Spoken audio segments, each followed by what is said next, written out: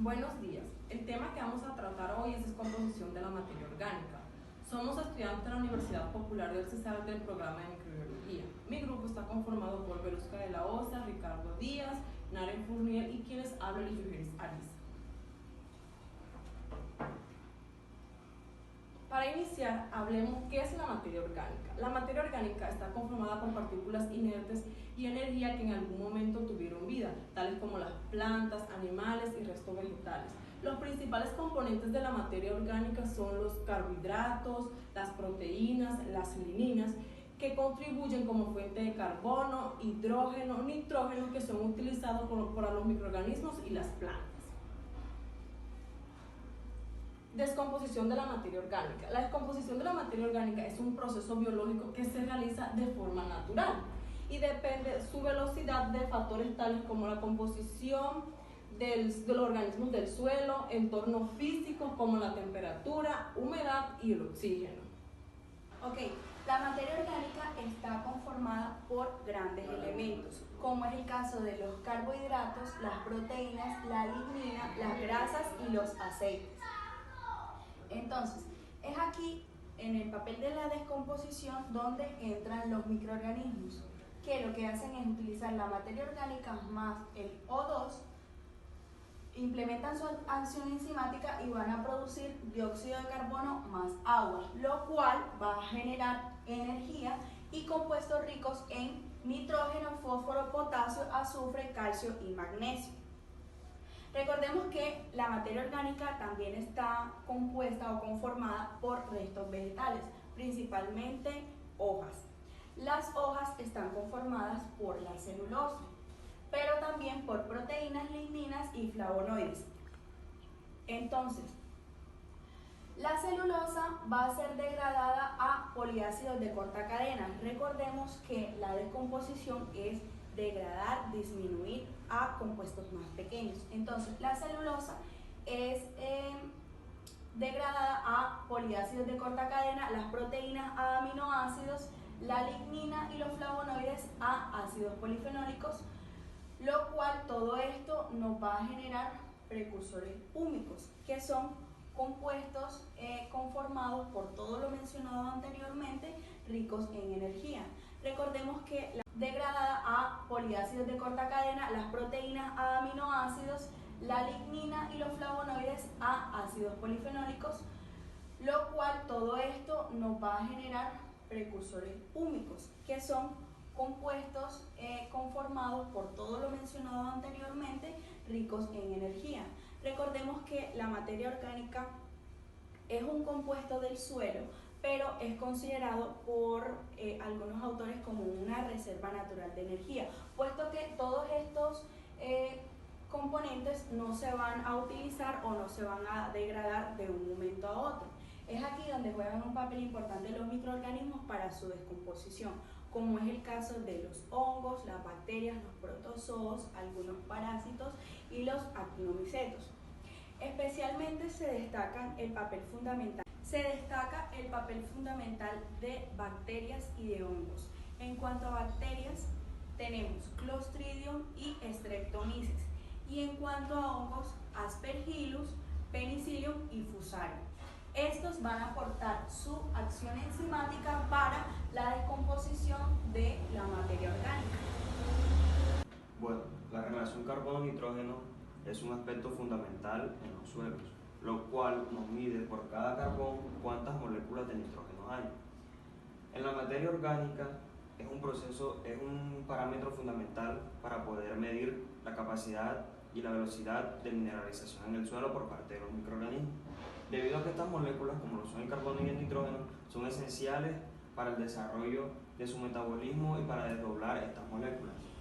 Como lo vemos, nos muestra un parámetro en el cual la relación carbono-nitrógeno nos dan unos valores, lo cual cuando son menores a 10 la mineralización es alta, y cuando está entre intervalos de 10 a 12 es una mineralización normal. Cuando son mayores a 12 la mineralización de dicha molécula es lenta. Las proteínas están muy abundantes en la materia orgánica, debido a todos esos desechos tanto vegetales como animales que son descompuestos. Para la descomposición de las proteínas, estas son desdobladas a aminoácidos, que son las moléculas más sencillas que las componen, y luego son transformadas en amonio, que luego por procesos oxidativos son utilizadas por diazótrofos o bacterias nitrificantes para nitrificar el nitrógeno en el suelo. Los principales organismos que realizan esta descomposición son hongos y bacterias y algunos actinomicetos, que son sencillas que la componen, y luego son transformadas en amonio, que luego por procesos oxidativos son utilizadas por diazótrofos o bacterias nitrificantes para nitrificar el nitrógeno en el suelo. Los principales organismos que realizan esta descomposición son hongos y bacterias y algunos actinomicetos, que son bacterias que presentan un crecimiento en forma filamentosa, como un hongo, que son las que tienen una mayor capacidad enzimática para desdoblar este tipo de sustancias. La descomposición de la celulosa. La celulosa es un polímero de glucosa que se encuentra ampliamente distribuido en los tejidos y en las células vegetales. Este compuesto como se mencionó anteriormente, es un polímero, pero este polímero está formado de forma lineal y tiene una estructura cristalina, enlazado por unos enlaces beta en las posiciones 1 y 4, un enlace de puente de hidrógeno y oxígeno. Entonces, para descomponer este compuesto se requieren de organismos muy específicos. Estos organismos específicos, como se mencionó anteriormente, encontramos microorganismos como son los aspergillus, tricoderma, y encontramos en este caso el Homo catetomium. Entonces, estos microorganismos van a producir unas enzimas extracelulares llamadas celulasas. Entonces, estas celulasas son un complejo que se encuentran de varios tipos. Entonces, encontramos la exocelulosas, que son las que rompen la estructura cristalina de este compuesto y exponen las posiciones lineales de este, muestran las cadenas sencillas. Posteriormente sigue una actividad endocelulosa, que es la que se encarga de separar o romper ese enlace y formar cadenas más cortas de 4 grupos de glucosa, 3 o 5 grupos distintos. Entonces estos grupos posteriormente se van a, por acción de un conjunto enzimático llamado celobiosa, van a romperse, va a romper este oxígeno a través de un proceso oxidativo donde se van a exponer los extremos reductores y los extremos no reductores de la molécula de glucosa, y por acción de esta celobiosa se va a separar y se va a obtener una molécula de glucosa sola. Esta molécula de glucosa sola puede ser usada por un metabolismo aerobio y participar en el ciclo de Krebs, o puede ser usada por microorganismos anaerobios en el suelo y producir una fermentación distinta. En el caso del ciclo de Krebs va a producir glicólisis, puede producir otros compuestos de interés para esta cadena, y la fermentación, la glicólisis va a participar también como un sustrato y va a producir, en el caso de la fermentación alcohólica, va a producir alcohol y otros productos. Microorganismos solubilizadores que van a hacer que sean más fáciles asequibles para las plantas o otros organismos disponibles en el suelo.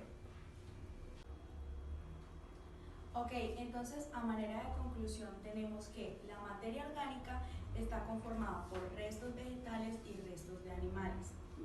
Todos estos elementos están compuestos por elementos de gran tamaño, como son el carbono, entre otros. El suelo por sí solo no puede descomponer estos compuestos.